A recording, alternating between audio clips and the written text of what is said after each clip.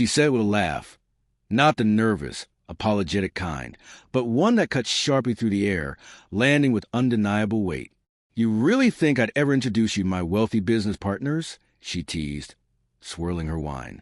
Around her, friends clustered like devoted attendants at a queen's court.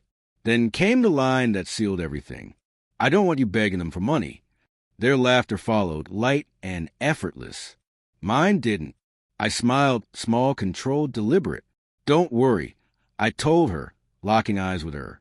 "You won't have to." And then I walked away. No shouting, no dramatic gesture, just silence, the kind that lingers long after you leave, making everyone in the room uneasy once realization settles in. Driving home, I didn't feel anger. Not yet. Anger is messy. Chaos is sloppy and exposes you. What I felt instead was clarity, a sharp, steady understanding that I had spent years with someone who never truly saw me as an equal, only as an accessory. She hadn't always been this way. When we first met, before the money, she looked at me differently. I was the one fixing her laptop, designing her website, staying up all night printing contracts for her first clients. She called me her lucky charm. Turns out, I was just her unpaid labor with a romantic label. The change had been gradual. The locked phone, the hushed calls, the scent of unfamiliar perfume in her car. My name stopped appearing in her success stories. But I didn't confront her. Confrontation gives them power. Emotion gives them control. I watched and waited. That night, after her little performance, I sat in the dark until my phone buzzed. A message from Clara, her best friend.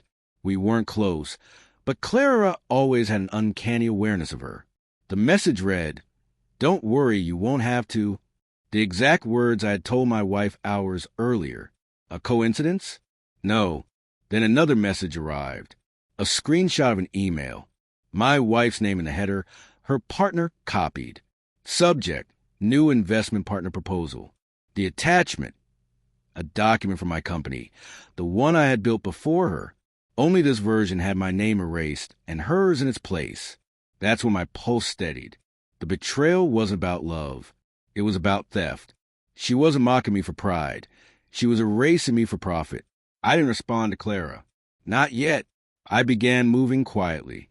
I secured every account, changed every password, erased every trace of her access. Then I accessed our shared cloud folder, the one she had forgotten I still had permission to view. Inside were drafts, invoices, contracts, my work, her signature, proof. I printed and encrypted everything, notarized copies included. I didn't go to the police. Not yet. I went straight to her investors under the guise of clarifying ownership.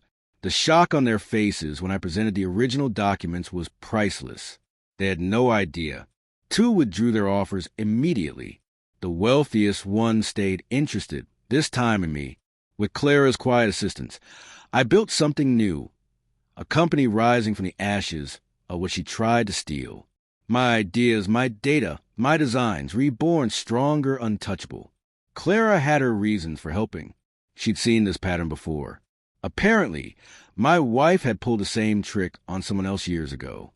She was an entrepreneur, just a thief in designer clothing. We worked quietly while she flaunted her next big expansion, planning another glamorous dinner party. I didn't attend, but I made sure the story did. 3 days before her event, an article went online.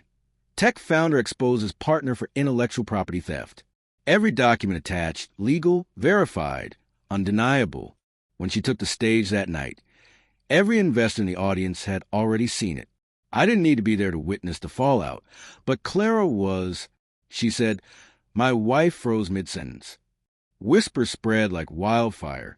One by one, her partners drifted away, leaving her alone on stage. She came home late that night, eyes red, makeup smeared, voice trembling with fury. She screamed, accused me of betrayal. I didn't argue. I listened, calm and steady, and handed her the divorce papers I had already signed and filed. She stared at the ring on her finger, as if it still had meaning. I looked her in the eye and said softly, remember when you laughed? Said you wouldn't introduce me to your business partners. I leaned closer. Turns out, I didn't need the introduction. Her silence was heavier than her laughter had ever been. 6 months later, the court awarded me full ownership of every disputed asset. She now survives on scraps, endorsements, sympathy invitations, favors from those who once admired her. Her name surfaces occasionally, not as a success story, but as a warning. Clara now runs PR for my company. We don't talk about that night or that message. We don't need to. She knows what it meant. I know what it started. People think revenge burns like fire. It doesn't. It freezes. Slow, precise, final. So when I told her, "Don't worry, you won't have to," I meant every word.